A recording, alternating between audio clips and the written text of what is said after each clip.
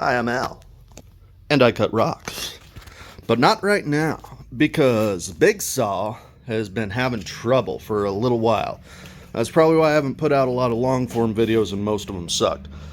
Anyway, so I am repairing the saw today. And the big thing is, the reason why it needed repair in the first place was because the way you get the saw blade off of here is you got to hold down that little button, and then that locks the blade right here, so that way you can pull the blade and such. Anyways, so that was the big issue. So this had bent on the inside, which wasn't locking the blade. That was a big issue. I couldn't get the blade off because I'd broken my, here, let's get over here. And I had broken my last Hercules marble blade. This is one, so this isn't necessarily better than the one that I usually use, but this here, what is this? The mesh rim on it. This cuts through rocks like 50 times faster than the other blade that I have.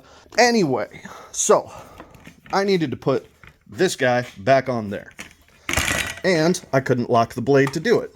So my first thing was, well, there's got to be a way to lock the blade interior. So what I did was I unscrewed these 4 screws. Oh yeah, so this is a Chicago Electric 2.5 horsepower 10-inch industrial tile brick saw, by the way. I inherited it from my father, so it was beat to hell long before I got it, which is why I decided to start cutting rocks in the first place. Anyway, ADHD be damned. We're going to take off these screws here, and I'm going to show you the interior of what that looks like, so that first I can show you how to fix this particular issue. I should also mention, as per my ADHD camera style, it does have a thing on the back here, and this is going to be one of the repairs that we're going to do later on, and I'll show you what's going on in there, because in trying to repair it the first time, I broke it again. Alright, you start by taking off these screws. Now, I stripped the hell out of them, not just in college. I'll only be using 3 of the 4 screws today, so if you notice that, then, you know, you get the idea. Anyway, okie dokie, I have removed the screws, and now you're going to see why this is such a cheap saw. Oh, here we go, come on. You gotta be careful with this. Oh, look, there's an exposed rotor. Okay, sorry. First things first, what to do is if you're having trouble with your holder switch being stuck, this also turns it, so you can just stick a screwdriver in there and then unscrew your saw. It's really, really easy. All right, now I should point out that the way that I actually fixed the lock button here was I had to pop off these screws on this side and remove the shroud here, and then you'll actually see it hanging out down there, and that's how I figured out that it was bent. I'm not going to do that right now because that's kind of a pain in the ass for where I'm going today, but rest assured you can see it in there.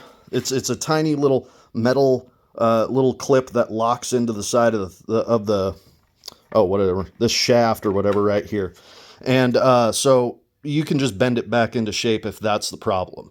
The problem with this whole design is that in order to actually get there, if your saw is locked, because your saw is usually, your blade is usually covering those up. So in a roundabout way, I guess your order of operations is you need to remove those, lock this particular shaft, remove your saw, remove these screws, and then straighten out your lock button.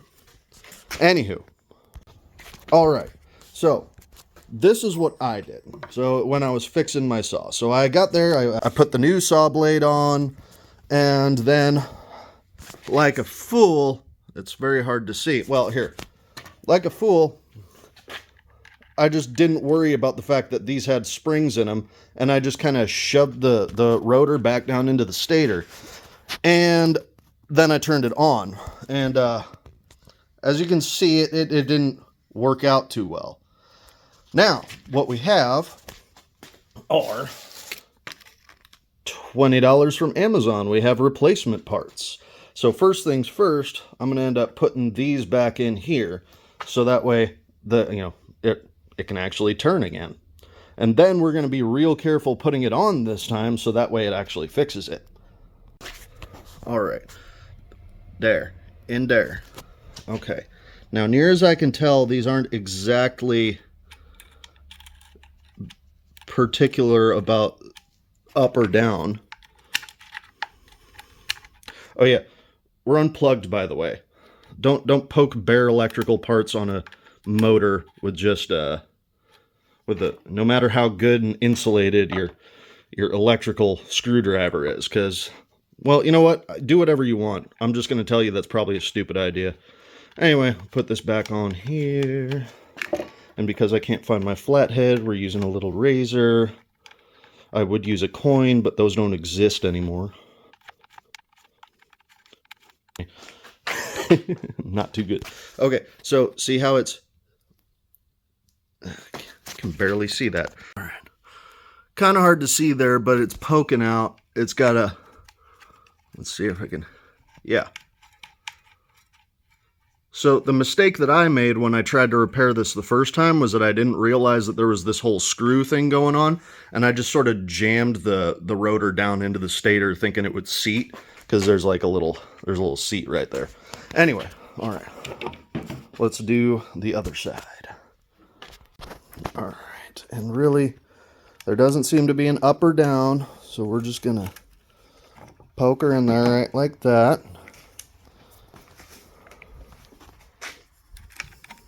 Oh, come on now. Come on now. Yeah, and I know that's probably going to decrease the life of the motor in here, but this was a free saw, and it was cheap to begin with, so I'm not super worried about it. Hopefully by the time I actually once and for all destroy this particular saw, y'all will have monetized me and I'll be able to buy a new one. But there's dreaming. Okay, I need both hands. All right, now this is another semi-delicate operation that I'm probably going to need both hands for, and the lighting here sucks. All right, now this is a there we go. Hey, light! You can see what I'm actually talking about. All right, look at my finger back there. All right, now where I screwed up the first time is, see these electrodes right here, they got the screw, or the spring on there, good old Hooke's Law. And so when I jammed the shaft down into the seat, I just kind of mashed it the first time, unawares that they were there. So this time, I'm going to have to gently push on both of these leads so that way they grab onto the shaft. And I think I'm going to need both hands for that. So unfortunately, you're just going to have to see it complete. All right, now here, as you can see, we have put the candle back, and these the electrode leads right here that we repaired are nestled safely against the dude, I don't know the names of motor parts. So much for electrical engineering classes. Anyway, so yeah, they're nestled safely against that, the shaft. Now, I got to put the screws back on, figure out why this is a little bit gappy, and then, once it's all screwed on, we should be good to go. Alright, she's nestled safely back on, and now we put the outer shroud on. Lovely. Gonna put some of these screws on back in there, and make everything snug. Alright, nestled on, and... maybe I should test it first before I put the saw on and screw it up again. Let's try that. All right, go gadget overhead extension cord. And does the motor work? This is the moment of truth, folks. Oh, yeah! Oh, I am a digital god. Or maybe analog, I don't know. Either way, I just got my saw to work again. That's such a good feeling. All right, now we're going to put on the brand new blade, and then we're going to try some cuts. Oh, hey guys, I found my tripod.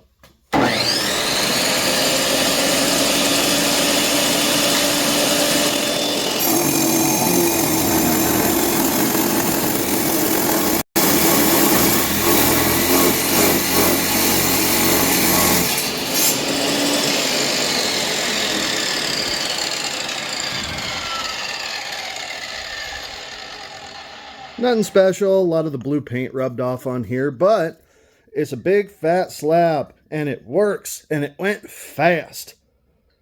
So now I'm going to go spend the next 3 hours doing this, and then I'm going to do my floor. All right, nestled on the oddity.